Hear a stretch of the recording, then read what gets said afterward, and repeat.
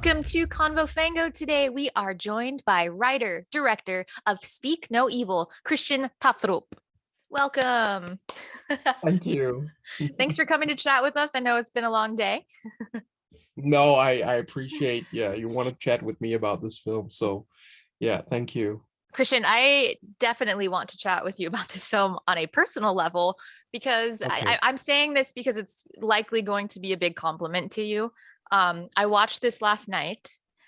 I woke up at 3 in the morning with very vivid and specific images from your film in my head, and I could not go back to sleep and I could not stop thinking about it. And I was just trying everything to like put those images out of my mind. So you fucked me Great. up. And if I have Great. bags under my eyes today, it's thanks to you. So well done.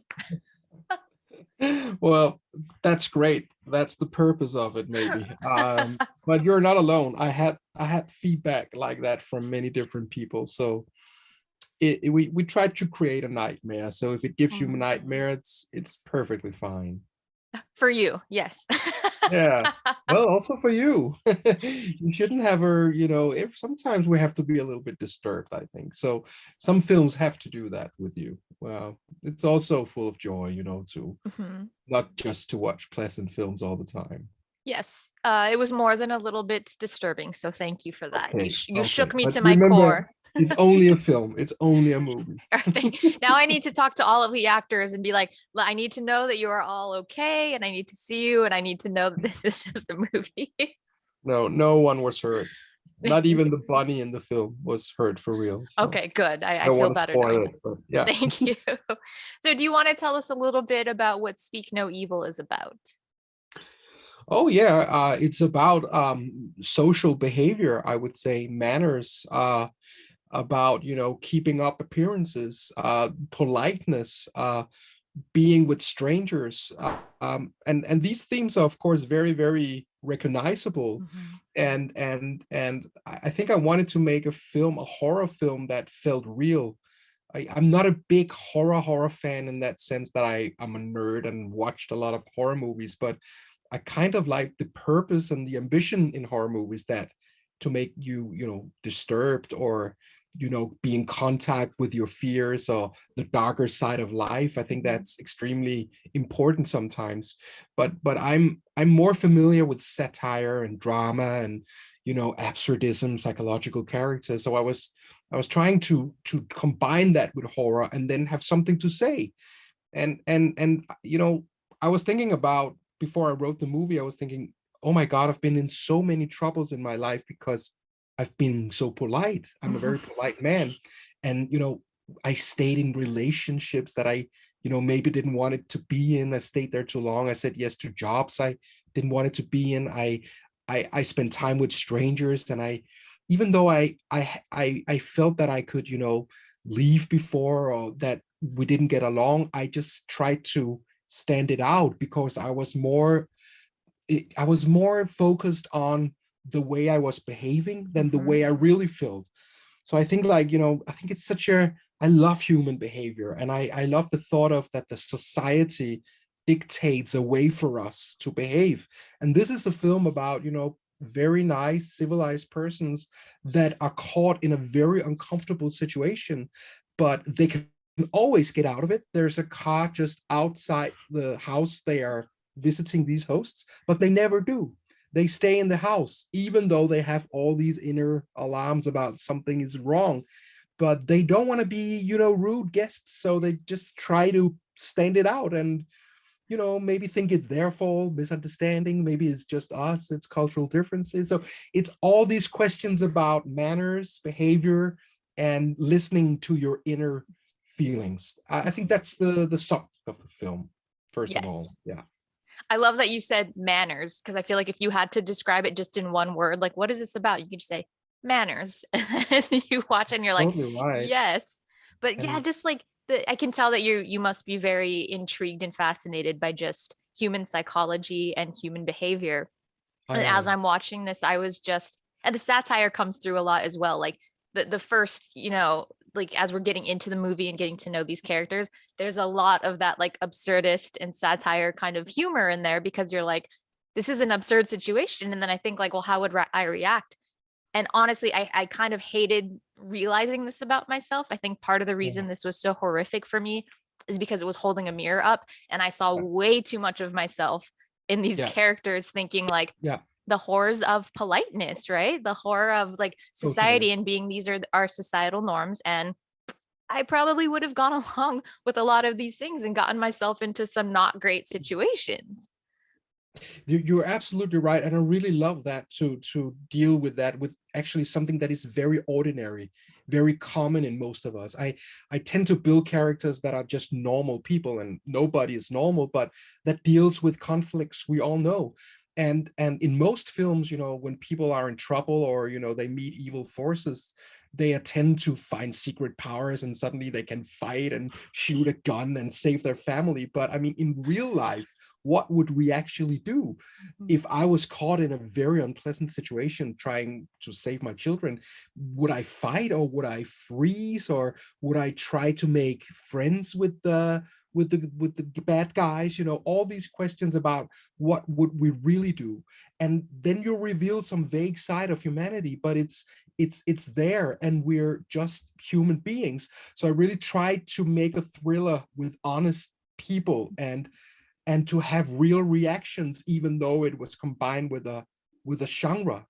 And the thing I like about horror movies a lot is that you have to deal with questions of evilness. I mean, Mhm. most horrors are dealing with that when you meet evilness. And the thing about this film is that what is interesting is that maybe we ourselves are permitting evil things to happen. We are kind of allowing it ourselves. We are, in this film, they're digging their own grave in a way because they just go along. There are no ropes, there are no locked doors, there are no like creepy basement. There's a car outside, then they could drive away, but they don't. And I think that's fascinating that we ourselves are creating bad things in life.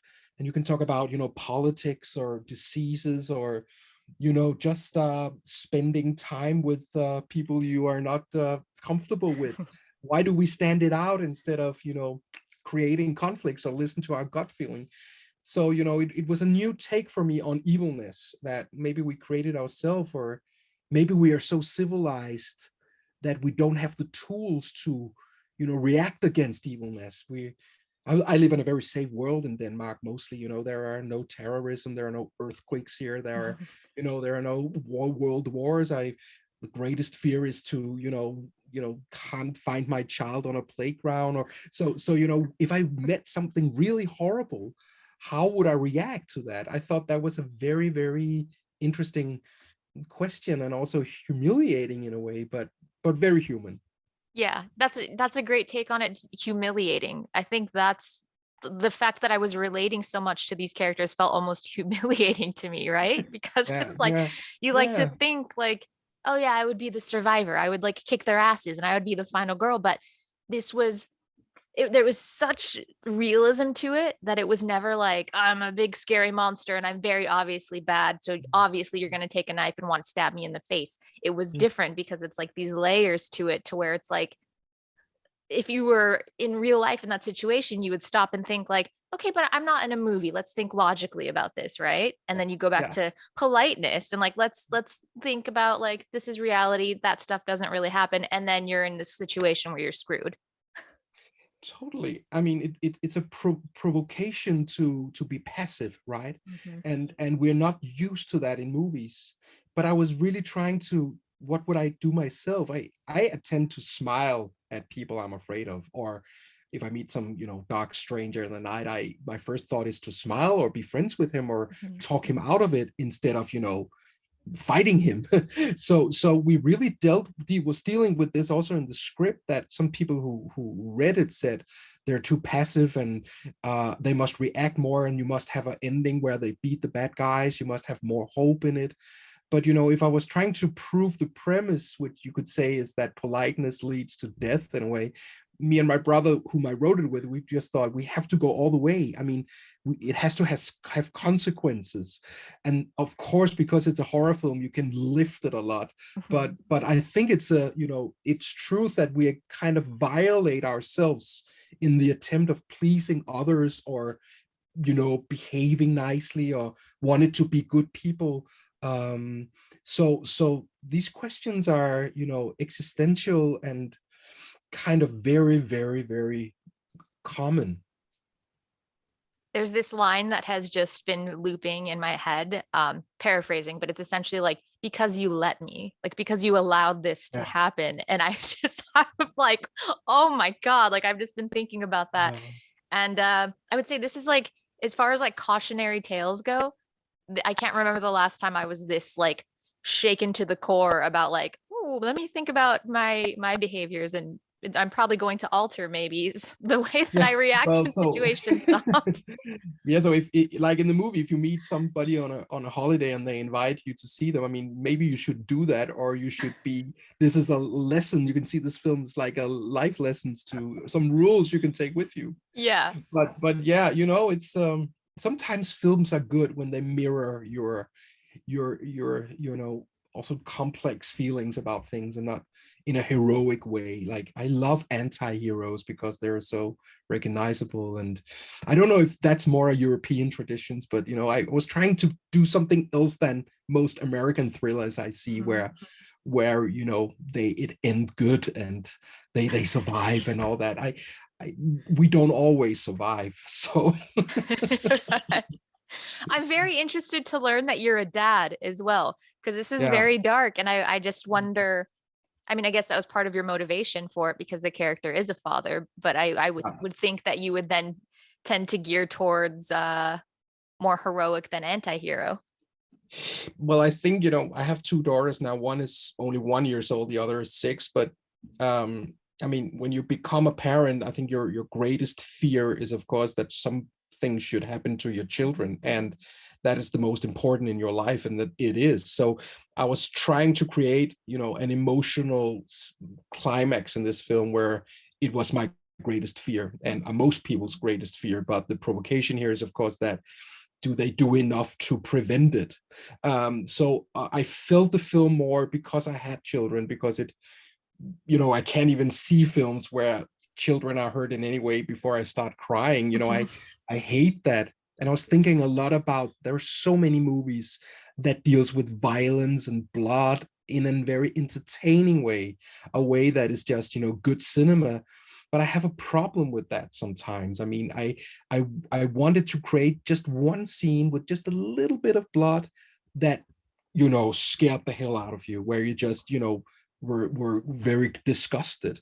So that was what we were trying to build up, to use violence in a way that actually physically hurts you because you recognize it. I mean, if it was the devil or something, or some supernatural powers, it would be more like an adventure movie. So here it was like, even though it's genre, it should be most people's worst fears. So yeah, I was diving deep into myself and said, what if this happened? How would I react? So it definitely helped writing the film, that I felt that this was like the ultimate horror in my personal life, if this should happen. Definitely. Yeah.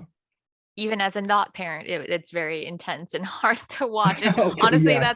it's very subdued effects, but it's so effective. And that's honestly why I couldn't sleep last night. That's what I woke up thinking about. And I just had these images in my head, and I was like just trying to think about anything else. Yeah, yeah. But I'm happy you have this feeling, because it creates a reaction, Mhm. but it's also about something. I mean, and it's not a criticism of, there's no like what they should have done. I'm just Mm-mm. trying to describe what is very, very, very human. And I was also reading a lot about this, how reading about, how Hitler came to power, or I was also thinking about Trump. I don't know, you're American, but here in Europe, I mean, Trump is a big, Mhm. not our favorite guy, but Right. it was like, when these people, especially when I was reading about Hitler, when nobody thought that he was really going to go to war, and people could be arguing a lot, but when they met him, they were kind of fooled. They went back and said, no, he told the truth. We have a paper here. He won't go to war. He's not as bad as we thought. So meeting with people, you trust people. You tend to believe in the good side of Mhm. humanity. And that is just a way to survive, because if the world was like you always expect the worst, how would the world look like? So what this film described is also something that is extremely natural and important, that you have to have this blind faith in other people, but that sometimes also get you in trouble, right? Yeah, we have to find a way to like balance that, right? Like I love Yeah, to look for and the good in the world, but also I'm like, oh, we also maybe need to balance that and be a little skeptical sometimes. yeah, because we're being fooled again and again, Seduced by the charm and the desire to believe in the Of goodness. course. Yeah. Yeah, we are. Yeah. You know what? There were also some aspects of this that kind of early on, I think, or in particular, that reminded me of The Shining. You have like these Oh, thank big, you. wide scoping shots, and it's like slow, and it's by all accounts, it's beautiful imagery. But that score that comes in and it's very ominous, and Yeah, you just feel that you're building towards something horrific, but you're looking at this juxtaposition of beautiful imagery. But there's some of the, especially like the driving scenes and things like that. I was like, oh, this is totally. very Shining-esque. Well, thank you. I mean, we didn't think about it so much, but we really thought about dualism. I mean, in the beginning, we have beautiful shots in Tuscany, and we had some beautiful music, and it was just in the beginning we tried with that, and it was so boring. But when the music tells you something else than the image does, there is a tension. Mhm. So we in the horror films, I think we were fighting a lot with that, how the music should be, and there are also people who think it's too much here, but I think in horror films, you have to give a sense in the beginning that something is going a bad place, but you don't know yet. You don't know how. And you also have to learn these characters, and everything seems all right, but there is something bad that's going to happen. Mhm. I mean, you have to guide the audience a little bit. And me and my composer, we were talking a lot about, let's make an opera. Let's think big. Let's really go all the way with, because it's so mythology and there are biblical references, even though it is this just chamber drama with people eating and drinking and socializing. So we wanted, underneath that, there should be like, an opera, big, mythology questions. So that's why the music was so big, and I'm kind of glad we took that decision. Yeah. I'm very glad you did. And just like watching it, it's like it's so big, you just kind of feel it like at your core, you kind of feel like, ooh, like I can feel that building, and it's like something horrendous is coming, but like we Yeah. know like everything is a little bit off kilter, but we're getting there. And the music doesn't quite crescendo in those moments. It's like building to the crescendo, which Yeah. is also this like very beautiful, weird feeling that it creates. And it's just like haunting, I guess would be the word for it. I'm happy you say that. We it was not easy to do, but when I look at the film now, it's also it's a slow burn, you might say in America. It's like it's slowly building up to something. The horror is sneaking in. It's creepy. It's not like it's filled with jump scares and all that. We're something is slowly moving towards the ending, and I really like that balance when you think something is wrong, but you're not quite sure. It's like the characters in the movie, are these hosts bad to us, or is it just something we think?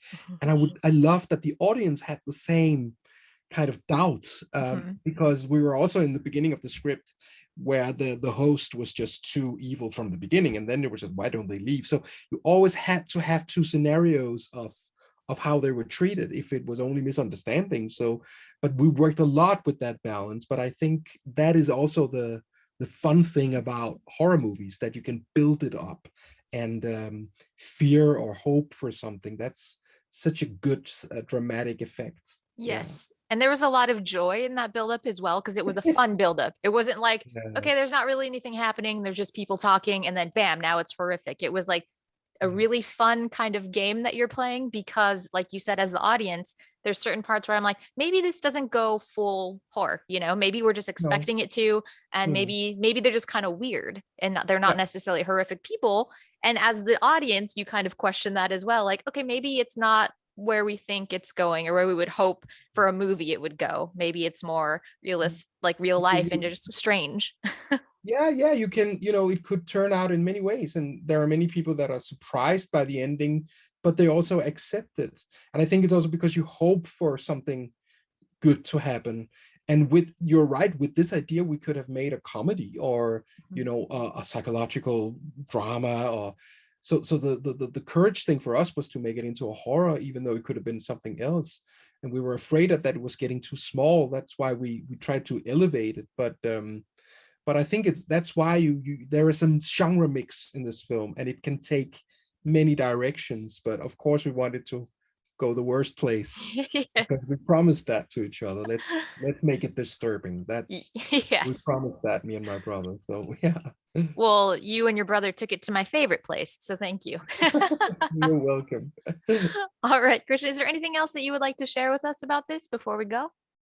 No, just that, it's going to have its world premiere in, well, not many hours. And I'm devastated that Sundance was canceled where it should be playing tonight. But that's life. It's cruel. Like the film is cruel.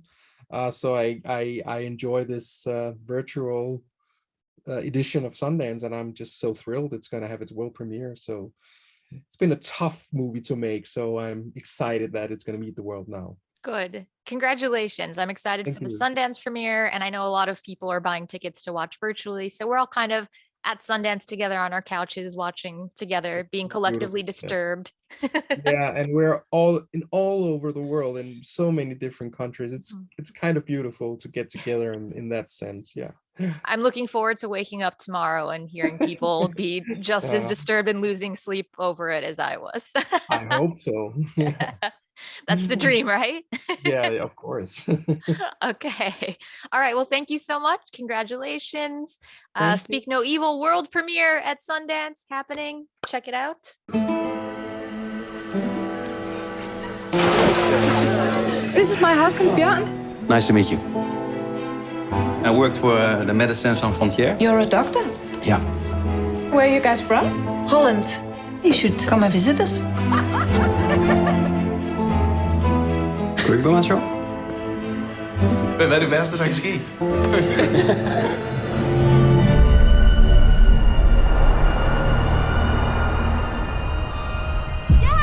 you made it! Hey! Sorry for the mess. Oh, it's nothing. It's gonna get much worse. Hi, Abel. Abel has some difficulty speaking. He has what you call congenital aglossia, meaning basically he's born without a tongue. This is the life. Huh? It's good that we have a doctor in the house. I'm not a doctor. But didn't you say you were a doctor? Did I? Oh, I lied. You lied? Jeg tror ikke, jeg synes, det er så rart at være. Der er halvanden dag tilbage, det overlever du nok. 1, 2, 3, 4.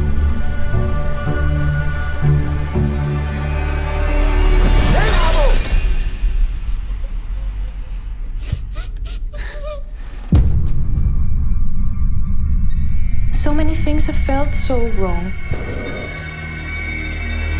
Because we do things differently. Mor, jeg er bange. Ja, nu mor er her, så kan der ikke ske der noget andet. Jeg vil gerne hjem. Jeg vil gerne hjem nu. It truly breaks my heart to hear that you haven't enjoyed your stay.